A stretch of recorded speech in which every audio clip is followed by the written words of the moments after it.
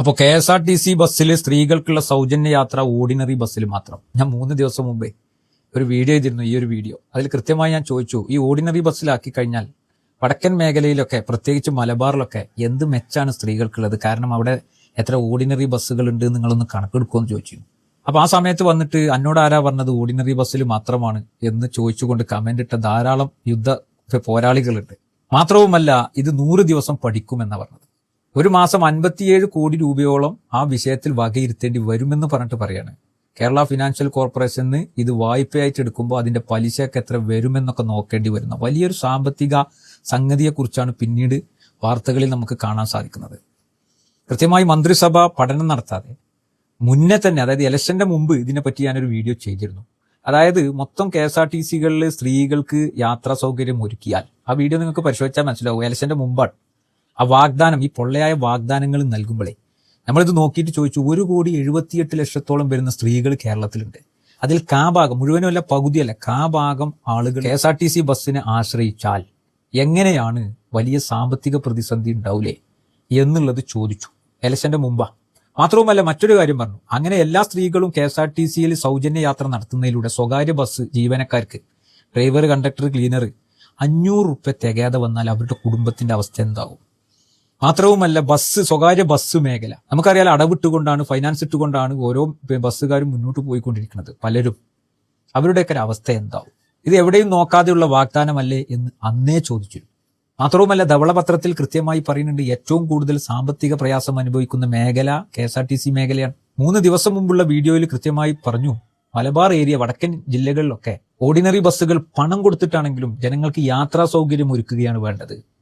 മാത്രവുമല്ല, ഡിപ്പോകളുടെ കുറവിനെ കുറിച്ച് പറഞ്ഞു. തിരുവനന്തപുരത്തൊക്കെ 20 ഡിപ്പോ ഉണ്ടെങ്കിൽ 6 ജില്ലയ്ക്ക് 21 ഡിപ്പോ മാത്രമാണ് എന്ന് പറഞ്ഞുകൊണ്ട് അതിന്റെ ശോചനീയ അവസ്ഥയെക്കുറിച്ച് പറഞ്ഞു. നമുക്ക് പൊള്ളയായ വാഗ്ദാനങ്ങളിലൂടെ അത് പൊളിഞ്ഞു വീഴുന്ന ഒരു മാസമായപ്പോഴേക്കും പൊള്ളയായ വാഗ്ദാനങ്ങൾ നടത്തിയതിന്റെ പരിണിത ഫലം, ദുരന്ത ഫലമാണ്, ശരിക്കും ഭരണ പരാജയമാണ് ജനങ്ങൾ ഇത്തരം കാര്യങ്ങളിലൂടെ വിലയിരുത്തുന്നത്. ജനങ്ങൾക്ക് വാഗ്ദാനം നൽകിയാൽ അത് നടപ്പിലാക്കുന്ന വാഗ്ദാനങ്ങളാകണം. അതിൽ ഉത്തരവാദിത്തം ഏറ്റെടുത്തുകൊണ്ട് കയറി വരുന്ന മന്ത്രിസഭ പിന്നീട് അതിന് ന്യായ കാരണങ്ങൾ പറഞ്ഞു ഒഴിഞ്ഞു മാറുന്നതിലൂടെ എന്ത് ഭരണ വ്യത്യാസമാണ് ഈ കേരളത്തിൽ കൊണ്ടുവരാൻ സാധിക്കുക? ഇപ്പൊ നമുക്കറിയാം, മോഡിഫിക്കേഷനുമായി ബന്ധപ്പെട്ട് ഇവിടെ എന്താ ഉണ്ടായത്? RTO കൊടുത്ത ആ ഒരു വിഷയം, സ്റ്റാരിങ്ങിന് കവറിടാം, ഫ്ളാറ്റിൽ മാറ്റ് വിരിക്കാം, ഇങ്ങനെ തുടങ്ങിയിട്ടുള്ള കാര്യങ്ങൾ കൊടുത്തു എന്നല്ലാതെ അതിന്റെ അപ്പുറത്തേക്ക് എന്തെങ്കിലും. അപ്പോൾ ഈ പറയുന്ന വാഗ്ദാനങ്ങളെ പച്ചയായ പൊള്ളത്തരമായി ജനങ്ങൾക്ക് മുമ്പിൽ പരിഹാസ്യരായി മാറുന്ന ഒരവസ്ഥയിലേക്ക് ഇവർ മാറിക്കൊണ്ടിരിക്കുന്നു എന്നുള്ളതാണ് യാഥാർത്ഥ്യം. അത് പഠിക്കാതെ പറയുന്നതുകൊണ്ടാണ്.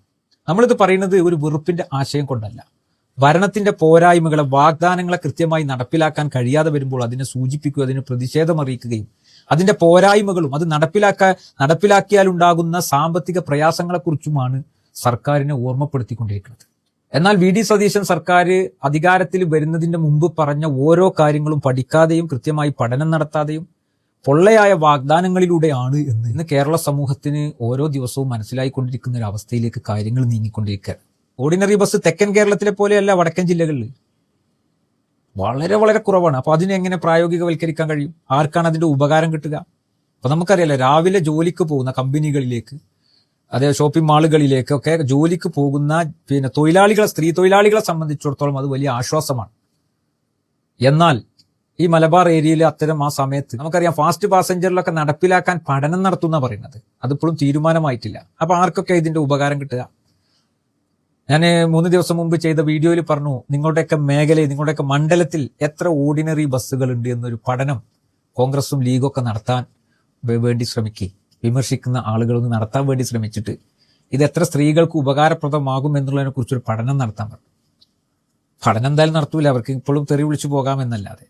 യഥാർത്ഥത്തിൽ ഇതൊക്കെ വരുന്നത് ചിന്തിക്കാതെയുള്ള, പഠനം നടത്താതെയുള്ള കൃത്യമായ കാര്യങ്ങളെ, അതിന്റെ ഭവിഷ്യത്തുകളെ, സാമ്പത്തിക പ്രയാസങ്ങളെ ഒന്നും മനസ്സിലാക്കാതെ എങ്ങനെയെങ്കിലും അധികാരത്തിൽ വരാൻ വേണ്ടിയിട്ടുള്ള വാഗ്ദാനമായിരുന്നു, അതൊരു ചതിയായിരുന്നു എന്ന് കേരള സമൂഹത്തിന് തോന്നിക്കൊണ്ടിരിക്കുന്ന പല സംഭവ വികാസങ്ങളും ഇവിടെ നടന്നുകൊണ്ടിരിക്കുകയാണ്. ഏതായാലും KSRTC ബസ്സിൽ സ്ത്രീകൾക്ക് സൗജന്യ യാത്ര എന്ന് പറഞ്ഞ വാഗ്ദാനം കേവലം ഓർഡിനറി ബസ്സുകളിലേക്ക് മാത്രമായി ചുരുങ്ങിയിരിക്കുന്നു. അത് 100 ദിവസത്തെ ടെസ്റ്റ് ഡോസാണ്. അതിന് കോടികൾ വായ്പ എടുക്കേണ്ട ഒരു അവസ്ഥയെക്കുറിച്ച് ചിന്തിക്കുന്നു. ഫാസ്റ്റ് പാസഞ്ചറിലൊന്നും ഇല്ല. അപ്പോൾ സ്വാഭാവികമായിട്ടും കേരളത്തിൽ ഉടനീളം അത് കൃത്യമായി നടപ്പിലാക്കാൻ കഴിയില്ല എന്ന് ഇപ്പോൾ തന്നെ ശക്തമായ പ്രതിഷേധത്തിലൂടെ നമുക്ക് മനസ്സിലാക്കുകയാണ്. ഇതൊക്കെ നമ്മൾ മുന്നേ പറഞ്ഞതാണ്. ആ മുന്നേ പറഞ്ഞതിലേക്കാണ് കാര്യങ്ങൾ വന്നുകൊണ്ടിരിക്കുന്നത് എന്നുള്ള യാഥാർത്ഥ്യത്തെ എൻ്റെ വീഡിയോകൾ എൻ്റെ പ്രൊഫൈലിൽ കിടക്കുന്നുണ്ട്. അതനുസരിച്ച് നിങ്ങൾക്ക് ചെക്ക് ചെയ്താൽ ഞാൻ ആ പറഞ്ഞ കാര്യങ്ങളൊക്കെ ഒന്ന് കൂട്ടി വായിച്ച് ഇന്നത്തെ ഈ സംഭവ വികാസങ്ങളും കൂടി ചേർത്ത് വെക്കുമ്പോൾ തിരിയുന്നവർക്ക് തിരിയും, അല്ലാത്തവരെ നട്ടം തിരിയും എന്ന് ഓർമ്മപ്പെടുത്തി നിർത്തുന്നു. നന്ദി.